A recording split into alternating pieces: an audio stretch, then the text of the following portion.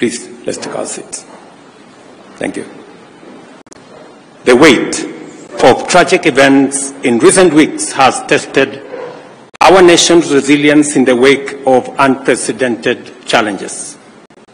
Persistent torrential rain has unleashed devastating floods, which have claimed 210 lives as of today.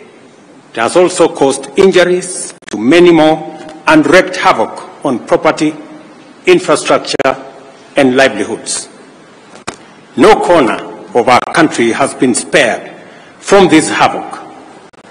The reopening date of our schools after the April holidays, which was scheduled for Monday this week, has had to be varied.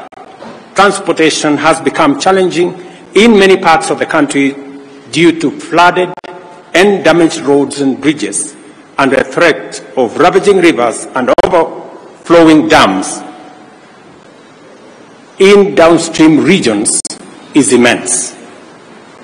Water volumes in the Seven Forks Hydroelectric Power Dam have hit historic highs, with Masinga and Kiambere dams already spilling over through the managed spillways and threatening to overflow into neighboring settlements and causing devastation downstream in Garissa and Tana River counties. Sadly, we have not seen the last of this perilous period, as the situation is expected to escalate. Meteorological reports paint a dire picture. The rains will persist, increasing both in duration and intensity for the rest of this month and possibly after. The Meteorological Department and the IGAD Climate Prediction Application Center have issued a stark warning. Kenya may face its first ever cyclone. This cyclone, named Hidayah, could hit any time and is predicted to cause torrential rain, strong wind, could potentially disrupt marine activities in the Indian Ocean and settlement along the Kenyan coast. Our country must act decisively and swiftly to mitigate the devastating impacts of the present crisis and protect life and property. The loss of human life, displacement of people, and destruction of property has been most profound within fragile ecosystems, on which the government has taken the following steps. First, the government has mapped out 178 dam and water reservoirs situated within public and private lands in 33 counties, which are already full and present imminent danger to adjacent settlements and people. Second, areas prone to landslides and mudslides in various counties have been identified as high-risk areas from which the adjacent settlements have to be evacuated. Third, relocation notices have been issued to all persons living in unplanned settlements within riparian reserves along rivers, streams, and other water courses. Acknowledging the gravity of this unfolding situation, the Cabinet has met 3 times over the last 10 days to provide leadership on a whole of government response to this crisis. To support disaster response and mitigation efforts across the country, the Treasury has been directed to provide adequate resources and work with other development partners to provide for the purchase and supply of food, medical, and other non-food items. County security committees are directed to determine on a case-by-case basis the radius that shall constitute the scope of the area subject to evacuation and mandatory relocation that has already been pronounced. The county security committees are further directed to continuously monitor other dams and water reservoirs across the country that may not be presenting a risk now, but could do so in the event of further precipitation. The Kenya Defence Forces and the National Police are directed to deploy resources, personnel, and equipment for carrying out coordinated public safety and risk mitigation operations in as many parts of the country as they have installations. Security agencies are further directed to enlist the support of the National Youth Service and work with the national government administration officers to respond to this emergency, including ensuring timely, orderly, and human evacuation of all persons at risk. Cabinet secretaries will spearhead disaster response and mitigation efforts across the country, and to this end, ministries, departments, and agencies are directed to work closely with the National Disaster Operations Center and security agencies to ensure the whole of government approach to the management of the prevailing crisis. The government, working with stakeholders, has put in place adequate measures to provide temporary shelter, as well as food and non-food essential supplies. The ministry responsible for special programs is directed to work with development partners and relevant humanitarian organizations to mobilize adequate food and non-food supplies to support all affected persons in every part of the country. The Ministry of Agriculture and Livestock Development, through the National Cereals and Produce Board, is directed to make available food supplies in government stores to support this effort. The Ministry of Health is directed to work with development partners, including the World Health Organization, AMREF, Red Cross, UNHCR, World Food Programme, and other relevant humanitarian agencies to mobilize resources and logistical support to avail essential drugs, food, and other medical supplies to those affected. The Ministry of Interior is directed to coordinate the relocation and evacuation of the affected members of the public, identification of sites for temporary shelter for displaced persons, and supervise the overall support program. The Ministry of Education is directed to postpone the dates of reopening of all schools in the country for the second term until further notice. Members of Parliament are requested to reorganize the CDF allocations to prioritize reconstruction of school infrastructure that has been damaged as a result of the floods ravaging the country.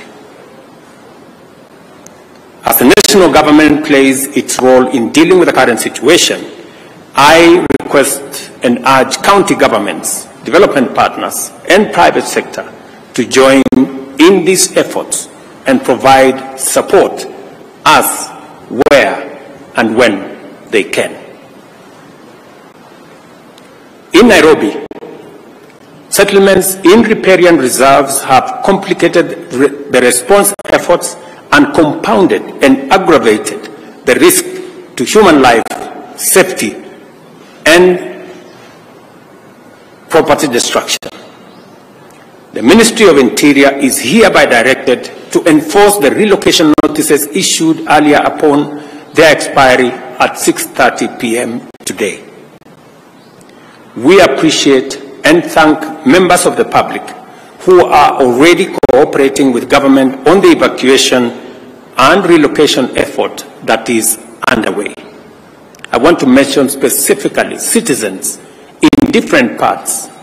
I saw, for example, in Dandora, citizens themselves volunteering, removing their structures, carrying their wares, carrying their furniture, and looking for places to store them.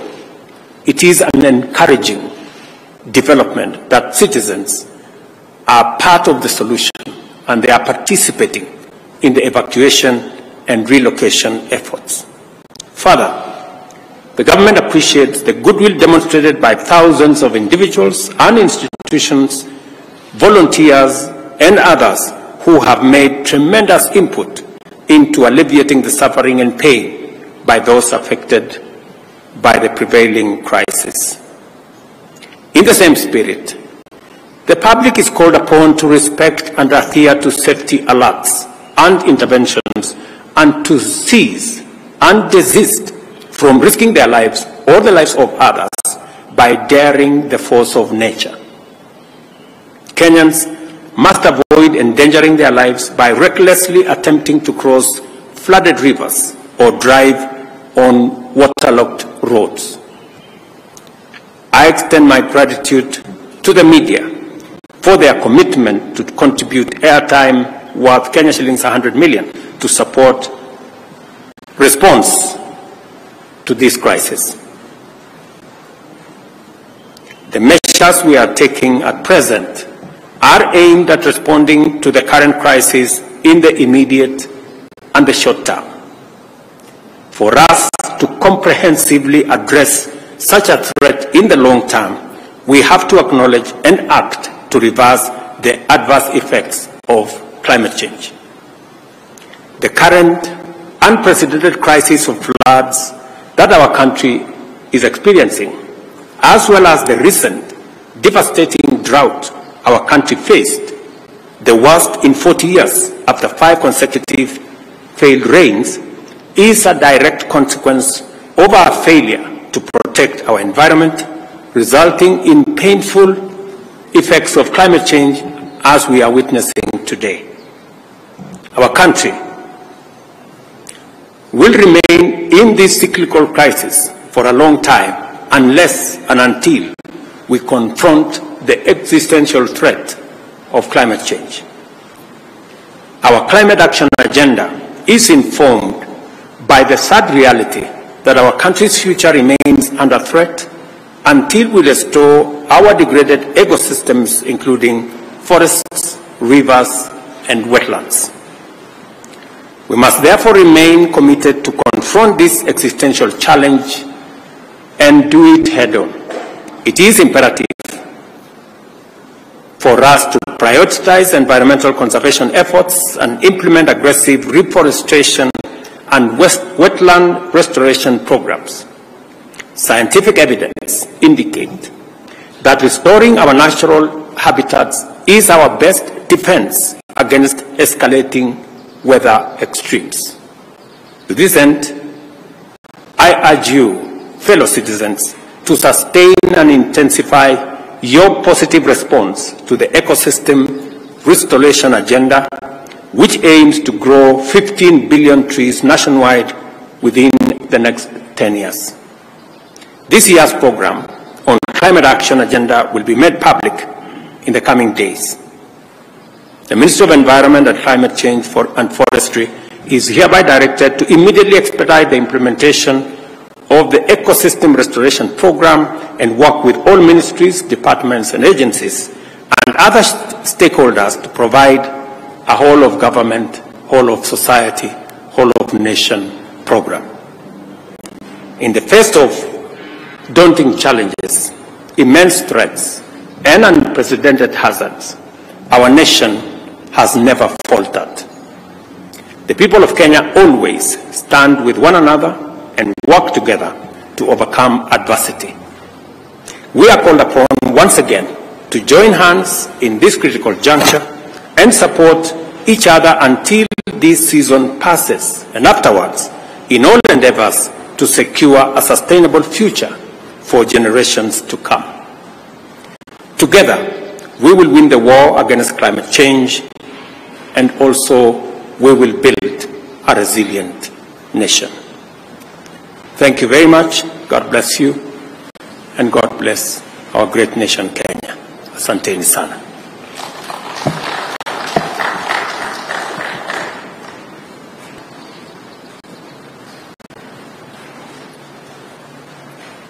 Thank you very much. Your Excellency, my name is Mwangi Maina from Inoro TV. You have said that the Treasury has been directed to provide enough funds. I would like you probably to mention how much money has the government